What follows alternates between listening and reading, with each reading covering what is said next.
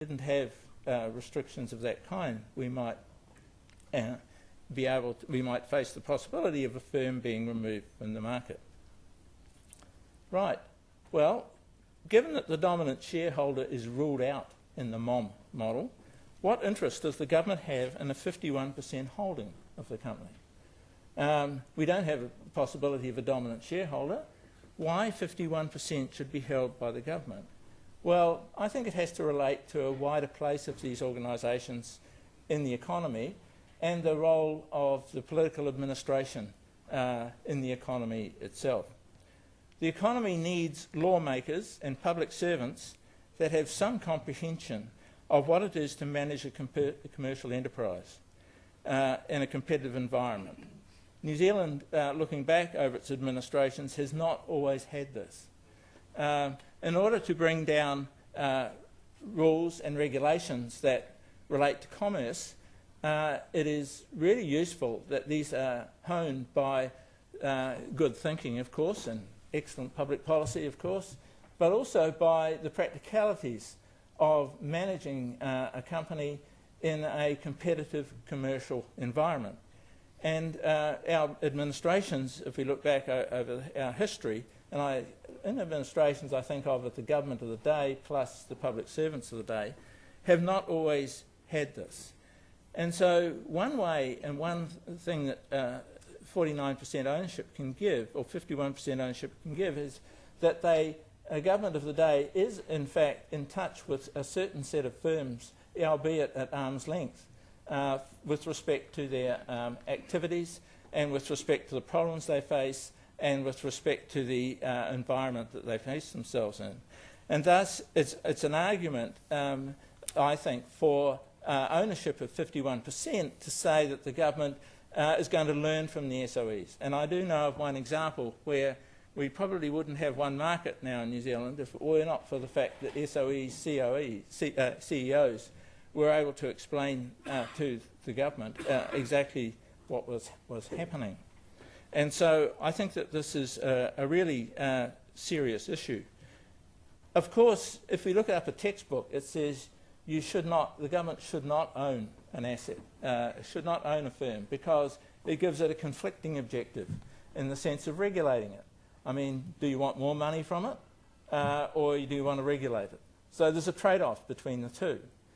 I'm not denying that there isn't such a trade-off, but on the other hand, I think the comprehension of the way in which the commercial world works is really valuable in setting regulation. The idea that you should get an appreciation for the meaning of property rights and how property rights are affected by legislation and by regulations can only, I would think, improve the quality of regulations that would emerge. Is there evidence? There is some. As long ago as 1873, Engels proclaimed that a worker who owns a 1,000 thaler house is no longer a proletarian. Well, fortunately, as I say, there are recent studies that use contemporary currencies. I had to look up what thaler meant, as I'm sure most of you know what it meant. So the idea is simply there, and there's a growing body of literature this about how renters vote differently from owners. And there's an interesting study that was done to do with demutualisation in Finland, where they used to have a whole lot of cooperative telecommunications companies, and a number of these demutualised and just issued shares in corporate structures rather than the cooperative structures that they had. And this study found that the parties who held the shares, the same parties who held the shares who had previously been members of these cooperatives, voted differently. They voted more, they were more aware of market concerns, and they voted differently. Now, it is a very long bow, I would say, to draw a line between the ability of parties who own shares, how they vote, but the ownership of shares, even independent of the parties that own the shares. That was the point of this article.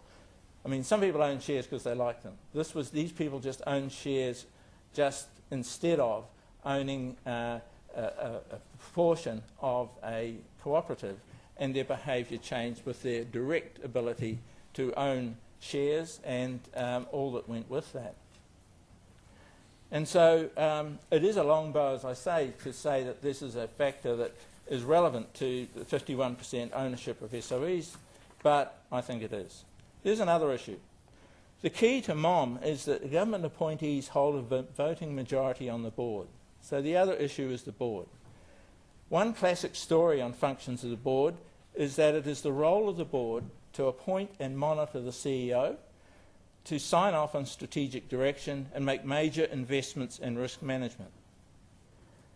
Now, these are legitimate functions of under the MOM model, of course, but the 51% government shareholding will rule out coalitions of shareholders that could, under MOM, provide beneficially more intense monitoring and the ability to change non-performing boards. In other words, combined with our 10%, the 51% itself is going to rule out the possibility of solving one of the issues that attends board management, that of resolving conflict and so on, by the coalitions of shareholders that could come together, form a large enough party to influence the board.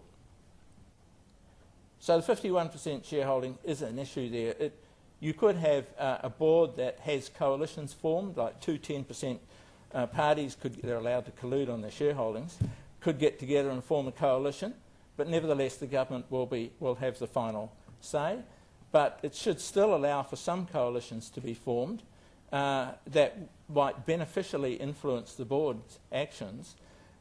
In this respect, you wouldn't need for 51% for the government to retain control. You could have a lower number than 51% and obtain this coalition activity within the board that might lead to more intense monitoring and the ability to change the boards. On the other hand, one thing MOM will not allow is the CEO, I would think, to take over the board. And there have been some very famous examples of CEOs that basically have taken over the board.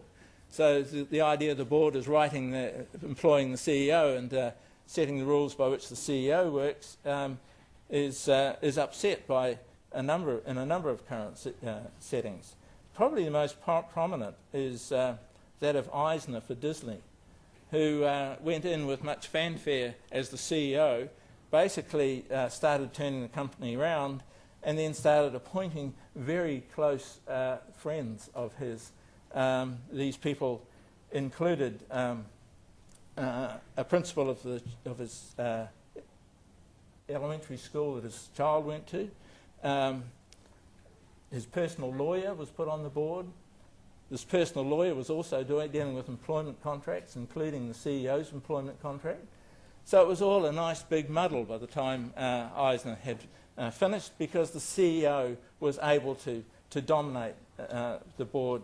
This is unlikely to occur under the MOM model. However, my final comment comes to that we've only really touched on one element of the board, what the function of the board is. It may even be that the prime function of the board is to manage issues as they arise and that are not forecastable. So you set up a board, you have your company, you have your CEO, but there are going to be things that you don't foresee in the future that arise. You might call it stewardship of unforeseen events, if you like, and that is a major role of the board. And so what the model does, the MOM model, is to allow for these stewardship to take place, but it will have some say in the stewardship that takes place, because it will have some of its appointees in position that they will be able to manage this situation and be able to help decision making with these ex post sorts of risks. However, under the MOM models, we won't be seeing the government being able to appoint good Kiwi jokers to the board. It'll be much harder for them to appoint good Kiwi jokers. The board appointment will be more transparent, and there'll be more reaction, even through the share price, to board appointments that might encourage the nature of board appointees to be changed towards a broader range of parties and directors than might be considered the case with a pure SOE. So let me sum up. The MOM model is superior to the 0% model. 2 glasses of wine are enough. They are superior to the full bottle. Lawmakers informed about management in competitive commerce is important for regulatory decision making in the MOM, and the MOM model provides this. It would keep before lawmakers the importance of property rights for effective regulation and the performance of decentralised markets. You can tell I'm a good debater, I'm not going to stop.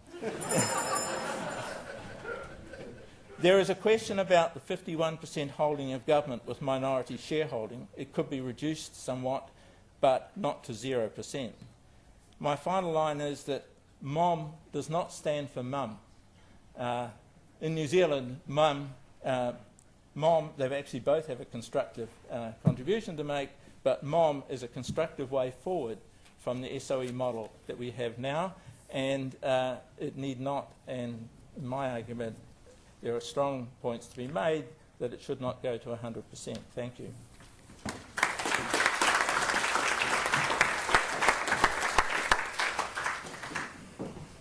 Thank you, Lew. You're a strong man who can take on Joey and the Bell and win. Having heard the case for why MOM seems to be the preferred alternative, I'll invite Paul to come and tell us why he thinks we should be going for 100% sale of SOE shares. Thanks, Paul.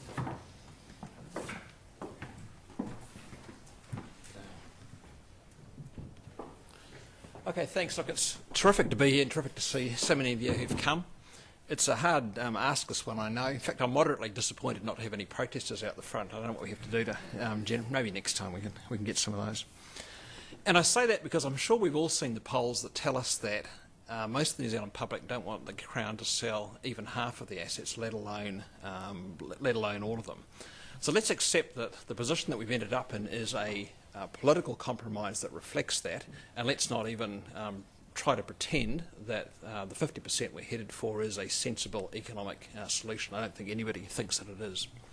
The case for going as far as 100% is pretty straightforward. By doing so, we boost output and growth in the economy, and we can recycle those benefits back to the community, and the community really ought to benefit from doing all of that. I suspect that most of us realise that there is a trade-off here between efficient commercial operation and public ownership. And I also suspect that most people who are prepared to take that trade-off probably don't have a sense of just how steep it is, just how much capital the Crown has been absorbing and soaking up in New Zealand in recent years, and just how badly it has been running that and kind of the general cost that's been imposing on the economy. We haven't had a particularly good debate, so I thank Norman for the opportunity here. In the time we've got available, I'm going to cover 3 things. We'll have a quick flick through the New Zealand debate to date, which to my mind has been quite spurious and about all the wrong things. This is why I'm an ex-political advisor these days, but by the way. We'll do a quick survey of the literature on why public versus private ownership matters. I say very quick because I think most of you have probably seen some of that before. We don't have much time and it sort of makes for a dull debate, but we'll just very quickly go over it. What I would like to do then too is spend a bit of time telling you some war stories about how management of ownership of these things actually work. And I'm going to say that having spent a few years in the position that I held. And I'm going to go as close to the wind as I can now. We won't name names, obviously, but you'll get a pretty good idea of just how the thing looks from close up by the time I finish speaking.